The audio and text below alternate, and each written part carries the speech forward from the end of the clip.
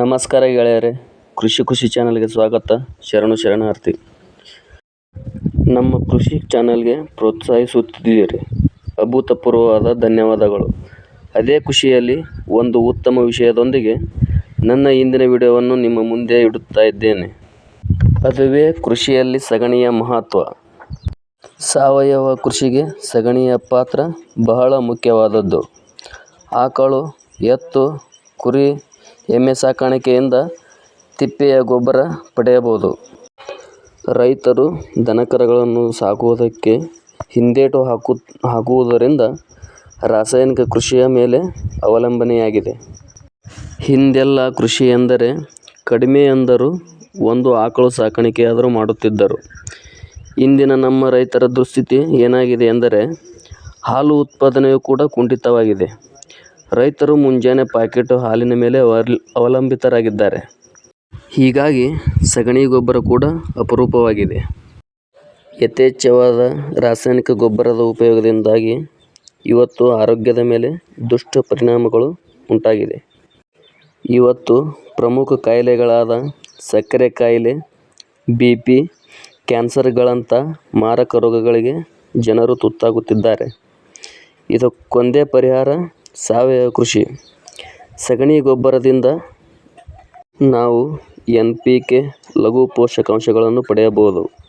ನಮ್ಮ ದನಗಳಿಂದ ಉತ್ಪಾದನೆಯಾದ ಸಗಣಿಯನ್ನು 5-6 ತಿಂಗಳು ತಿಪ್ಪೆಯಲ್ಲಿ ಕೂಡಿ ಹಾಕಿ ಅದು ಕೊಳೆತ ನಂತರ ಹೇರಳವಾಗಿ ನೈಟ್ರೋಜನ್, ಫಾಸ್ಫರಸ್, ಪೊಟ್ಯಾಷ್ ಸಿಗುತ್ತದೆ. ತಿಪ್ಪೆಯಲ್ಲಿ ಗೊಬ್ಬರ ಕೊಳೆಯುವುದರಿಂದ ಸೂಕ್ಷ್ಮಾಣುಜೀವಿಗಳು ಮತ್ತು ಲಘು ಪೋಷಕಾಂಶ ವೃದ್ಧಿಯಾಗುತ್ತದೆ. ಇಂತಹ ಗೊಬ್ಬರಗಳನ್ನು ಬಳಸುವುದರಿಂದ ಬೆಳೆಗಳಲ್ಲಿ ರೋಗ ನಿರೋಧಕ ಶಕ್ತಿ ಹೆಚ್ಚಾಗುತ್ತದೆ ಮತ್ತು ಗಿಡಗಳು ಕೂಡ ರೋಗರಹಿತವಾಗಿ ಬೆಳೆಯುತ್ತದೆ. ಹೀಗಾಗಿ ಸರಕಾರಿ ಗೊಬ್ಬರ ಮತ್ತು ಕೀಟನಾಶಕ ಸಿಂಪರಣೆ ನಿಂತಂತಾಗುತ್ತದೆ. ನಮ್ಮ ಬಾಳೆ ತೋಟದಲ್ಲಿ ಇದೇ ನಮ್ಮ ತಿಪ್ಪೆ ಗೊಬ್ಬರವನ್ನು ಬಳಸಿದ್ದರಿಂದಾಗಿ ಬಾಳೆ ಹೇರಳವಾಗಿ ಸಮೃದ್ಧಿಯಾಗಿ ಬೆಳೆದು ನಿಂತಿದೆ. ಗಿಡದ ಬುಡದಲ್ಲಿ ಕಳೆದಂತಹ ಗೊಬ್ಬರವನ್ನು ನೋಡಬಹುದು. ಚಹಾ ಪುಡಿ ಥರ ಹೋಲಿಕೆಯಾದರೆ ನಮ್ಮ ಗೊಬ್ಬರವು ಸಾವಯವದ ಮುಖಾಂತರ ಲಘು ಪೋಷಕಾಂಶಗಳನ್ನು ಗಿಡಗಳಿಗೆ ಕೊಡುವುದಕ್ಕೆ ಗೊಬ್ಬರ ರೆಡಿಯಾಗಿದೆ ಅಂತ ಅರ್ಥ. ಹೀಗಾಗಿ ನಮ್ಮ ತೋಟದಲ್ಲಿ ಬಾಳೆ, ತೆಂಗು, ಚಿಕ್ಕು, ಮಾವು, ಸೀತಾಫಲ, ಪೇರು ಗಿಡ, ಅದರೊಟ್ಟಿಗೆ ಬೆಳೆಗಳಾದ ತೊಗರಿ, ಸಜ್ಜಿ, ಮೆಕ್ಕೆಜೋಳ, ಹತ್ತಿ, ಎಳ್ಳು, ಶೇಂಗಾ ಸಮೃದ್ಧವಾಗಿ ಬೆಳೆದು ನಿಂತಿದೆ.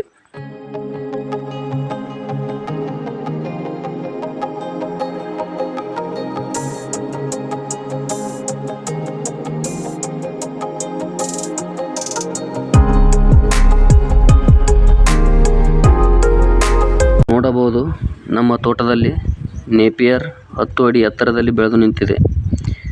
ಇದರಲ್ಲಿ ಜಾನುವಾರುಗಳಿಗೆ ಬೇಕಾದಂತಹ ಬೇರೆ ಮಿಶ್ರಣ ಜಾತಿಯ ಹುಲ್ಲಿನಲ್ಲಿ 8-10% ಪ್ರೋಟೀನ್ ಇದ್ದರೆ ಈ ಸೂಪರ್ ನೇಪಿಯರ್ನಲ್ಲಿ 14-18% ಪ್ರೋಟೀನ್ ಅಂಶ ಇರುತ್ತದೆ. ವರ್ಷವಿಡೀ ನಮ್ಮ ಜಾನುವಾರುಗಳಿಗೆ ಸಂಪದ್ಭರಿತವಾದ ಮೇವು ಸಿಗುತ್ತದೆ.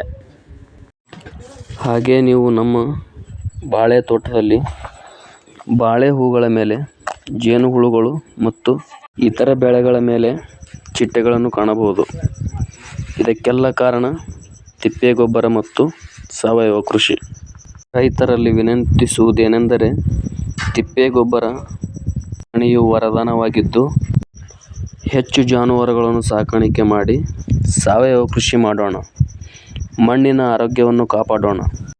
ತೋಟಗಾರಿಕೆ ಬೆಳೆಗಳಾದ ಬೆಂಡೆ, ಸಬ್ಬಸಿಗೆ, ಕೊತ್ತಂಬರಿ, ಚವಳಿ ಉತ್ತಮವಾಗಿ ಬೆಳೆದು ನಿಂತಿದೆ. ನಮ್ಮ ಬಾವಿಯಲ್ಲಿ ಪಕ್ಷಿ ಗೂಡನ್ನು ಕಟ್ಟಿದ್ದನ್ನು ನೀವು ನೋಡಬಹುದು. ಸಾವಯವ ಕೃಷಿಯಿಂದ ಎಲ್ಲ ಸಂಕುಲಕ್ಕೂ ಅನುಕೂಲವಾಗುತ್ತದೆ. ಸಾವಯವ ಕೃಷಿಯಿಂದ ಸಮಾಜದ ಆರೋಗ್ಯವನ್ನು ಕಾಪಾಡೋಣ. ಹಾಗೆ ಹಿಂದಿನ ನನ್ನ ಶೆಡ್ ನಿರ್ಮಾಣದ ವಿಡಿಯೋಗೆ ಉತ್ತಮವಾಗಿ ಬೆಂಬಲಿಸಿದ್ದೀರಿ. ಹೀಗೆ ನಮ್ಮ ಚಾನಲನ್ನು ಪ್ರೋತ್ಸಾಹಿಸಿ ಮತ್ತು ಆಶೀರ್ವದಿಸಿ. ಲೈಕ್ ಮಾಡಿರಿ, ಶೇರ್ ಮಾಡಿರಿ, ಸಬ್ಸ್ಕ್ರೈಬ್ ಮಾಡಿರಿ. ಶರಣಾರ್ಥಿ.